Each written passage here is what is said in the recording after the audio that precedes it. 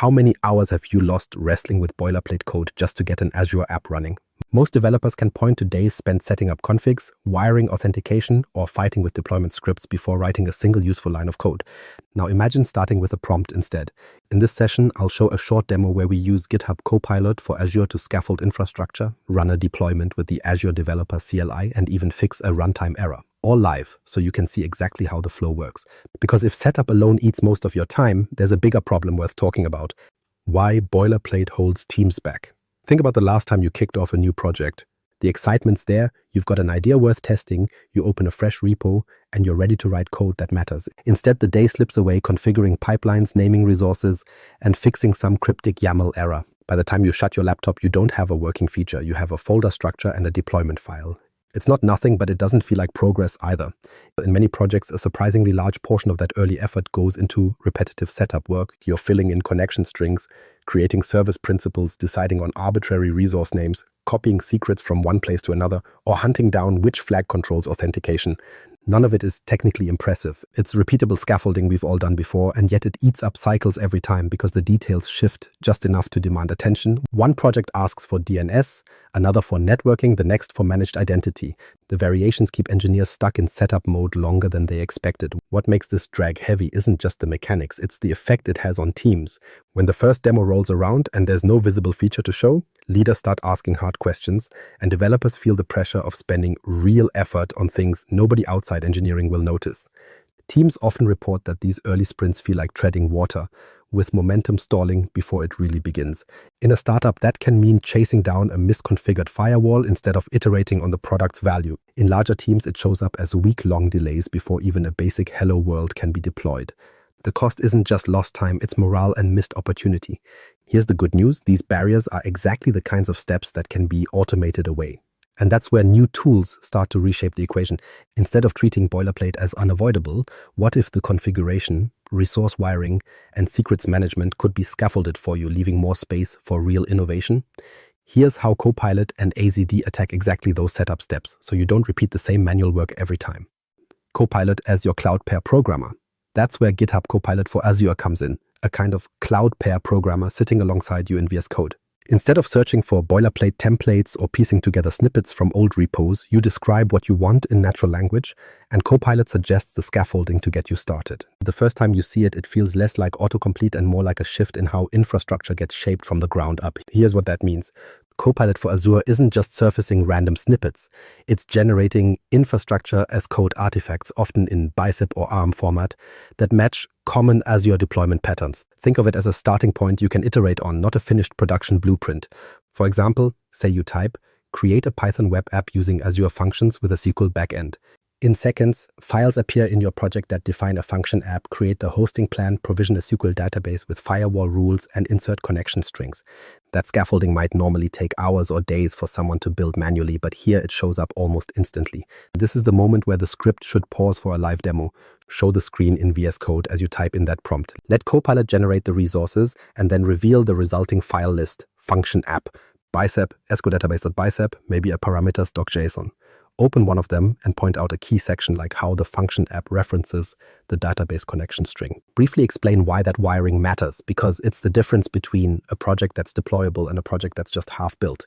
Showing the audience these files on screen anchors the claim and lets them judge for themselves how useful the output really is. Now, it's important to frame this carefully. Copilot is not understanding your project the way a human architect would.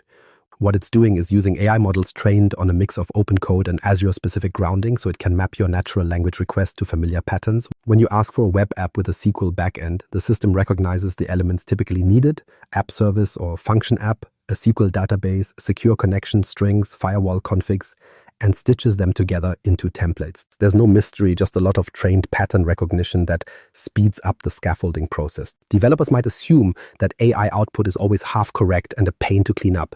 And with generic code suggestions, that often rings true. But here you're starting from infrastructure definitions that are aligned with how Azure resources are actually expected to fit together. Do you need to review them? Absolutely. You'll almost always adjust naming conventions, check security configurations, and make sure they comply with your org's standards. Copilot speeds up scaffolding. it doesn't remove the responsibility of production readiness. Think of it as knocking down the blank page barrier, not signing off your final IaC. This also changes team dynamics. Instead of junior developers spending their first sprint wrestling with YAML errors or scouring docs for the right resource ID format, they can begin reviewing generated templates and focusing energy on what matters. Senior engineers, meanwhile, shift from writing boilerplate to reviewing structure and hardening configurations. The net effect is fewer hours wasted on road setup, more attention given to design and application logic. For teams under pressure to show something running by the next stakeholder demo, that difference is critical. Behind the scenes, Microsoft designed this Azure integration intentionally for enterprise scenarios. It ties into actual Azure resource models and the way the SDKs expect configurations to be defined. When resources appear linked correctly, Key Vault storing secrets, a function app referencing them, a database wired securely, it's because Copilot pulls on those structured expectations rather than improvising. That grounding is why people call it a pair programmer for the cloud. Not perfect, but definitely producing assets you can move forward with. The bottom line, Copilot for Azure gives you scaffolding that's fast, context-aware, and aligned with real-world patterns. You'll still want to adjust outputs and validate them. No one should skip that, but you're several steps ahead of where you'd be starting from scratch. So now you've got these generated infrastructure files sitting in your repo, looking like they're ready to power something real. But that leads to the next question. Once the scaffolding exists, how do you actually get it running in Azure without spending another day wrestling with commands and manual setup? From scaffolding to deployment with AZD, this is where the Azure Developer CLI, or AZD, steps in. Think of it less as just another command line utility and more as a consistent workflow that bridges your repo and the cloud. Instead of chaining 10 commands together or copying values back and forth, AZD gives you a single flow for creating an environment, provisioning resources, and deploying your application. It doesn't remove every decision, but it makes the essential path something predictable and repeatable, so you're not reinventing it every project. One key clarification, AZD doesn't magically understand your app structure out of the box.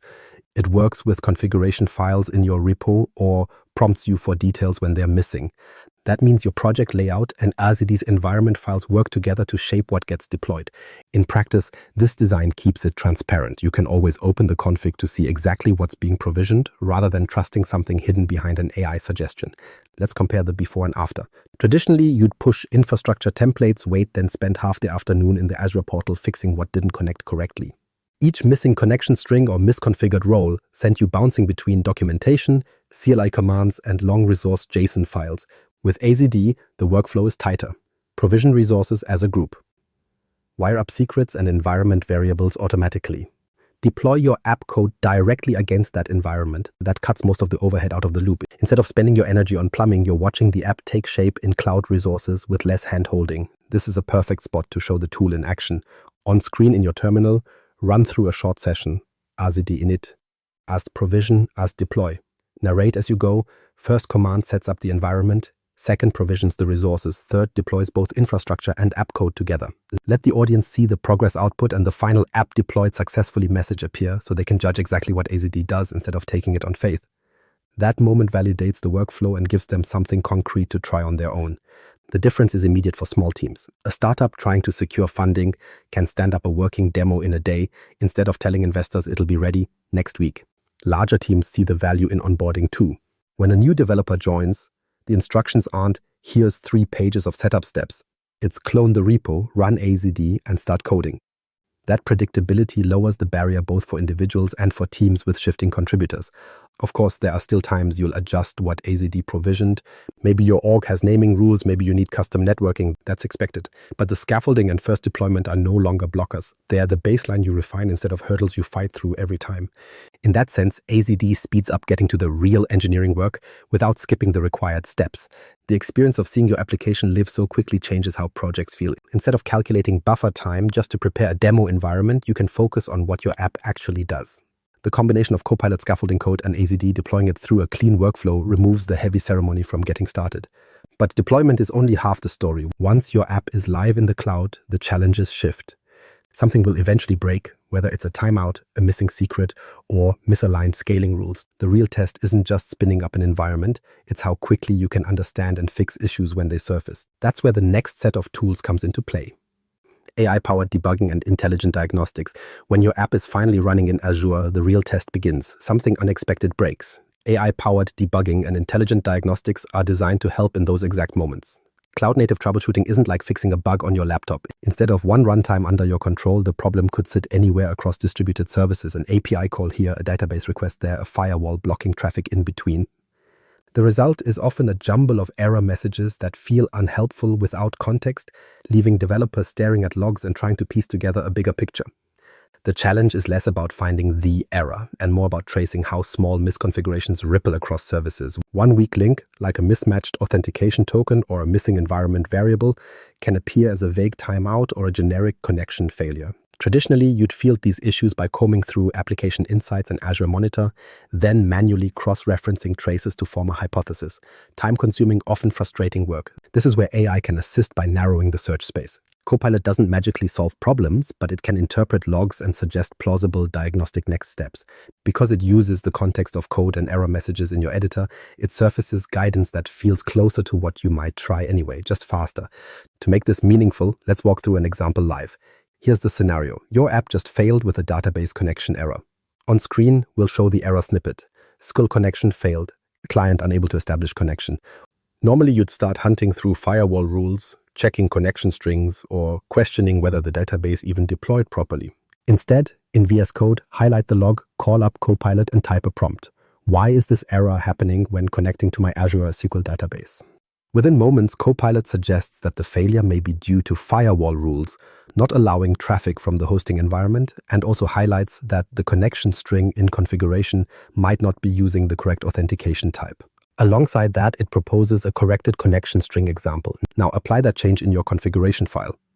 Walk the audience through replacing the placeholder string with the new suggestion. Reinforce the safe practice here. Copilot's answer looks correct, but before we assume it's fixed, we'll test this in staging. You should always validate suggestions in a non-production environment before rolling them out widely. Then redeploy or restart the app in staging to check if the connection holds. This on-screen flow shows the AI providing value, not by replacing engineering judgment, but by giving you a concrete lead within minutes instead of hours of log hunting. Paired with telemetry from Application Insights or Azure Monitor, this process gets even more useful. Those services already surface traces, metrics, and failure signals, but it's easy to drown in the detail. By copying a snippet of trace data into a Copilot prompt, you can anchor the AI suggestions around your actual telemetry. Instead of scrolling through dozens of graphs, you get an interpretation. These failures occur when requests exceed the database's DTU allocation. Check whether auto-scaling rules match expected traffic. That doesn't replace the observability platform. It frames the data into an investigative next step you can act on. The bigger win is in how it reframes the rhythm of debugging. Instead of losing a full afternoon parsing repetitive logs, you cycle faster between cause and hypothesis. You're still doing the work, but with stronger directional guidance. That difference can pull a developer out of the frustration loop and restore momentum. Teams often underestimate the morale cost of debugging sessions that feel endless. With AI involved, blockers don't linger nearly as long, and engineers spend more of their energy on meaningful problem solving. And when developers free up that energy, it shifts where their attention goes. Less time spelunking in log files means more time improving database models, refining APIs, or making user flows smoother. That's work with visible impact, not invisible firefighting. AI-powered diagnostics won't eliminate debugging, but they shrink its footprint. Problems still surface, no question, but they stop dominating project schedules the way they often do now. The takeaway is straightforward. Copilot's debugging support creates faster hypothesis generation, shorter downtime, and fewer hours lost to repetitive troubleshooting. It's not a guarantee the first suggestion will always be right, but it gives you clarity sooner, which matters when projects are pressed for time.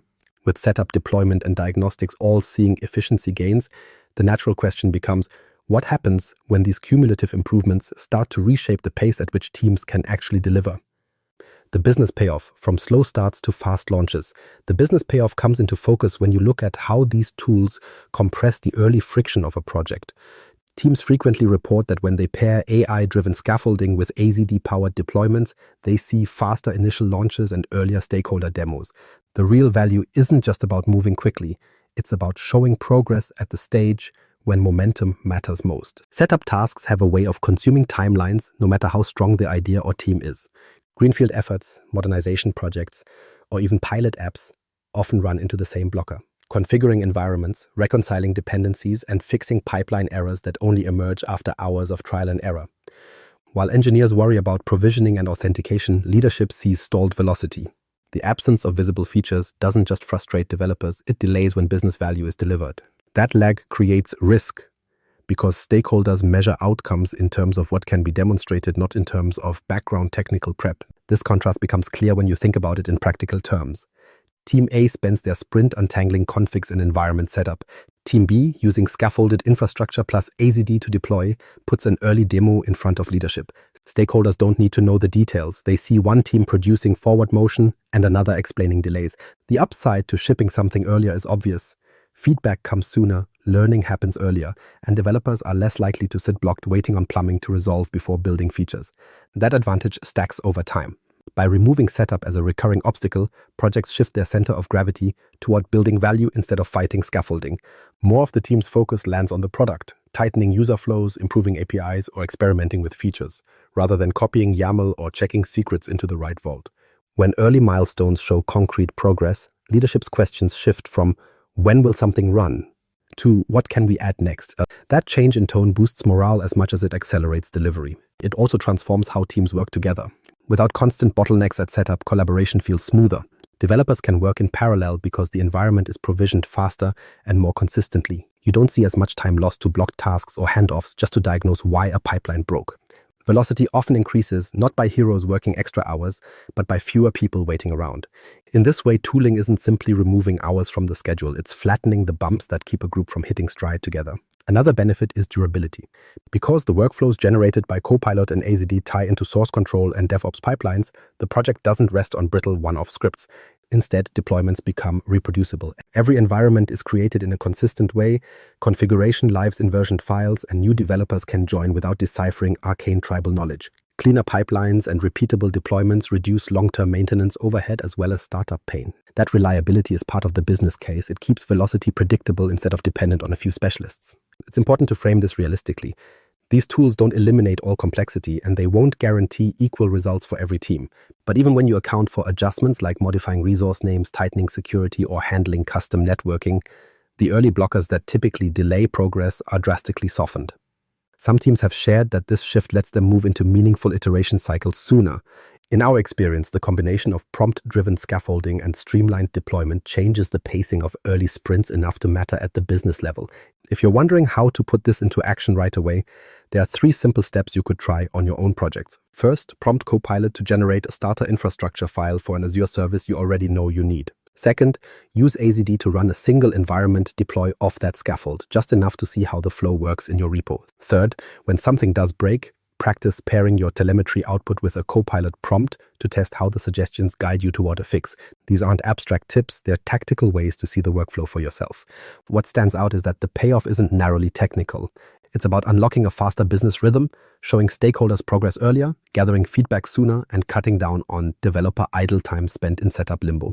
Even small improvements here compound over the course of a project.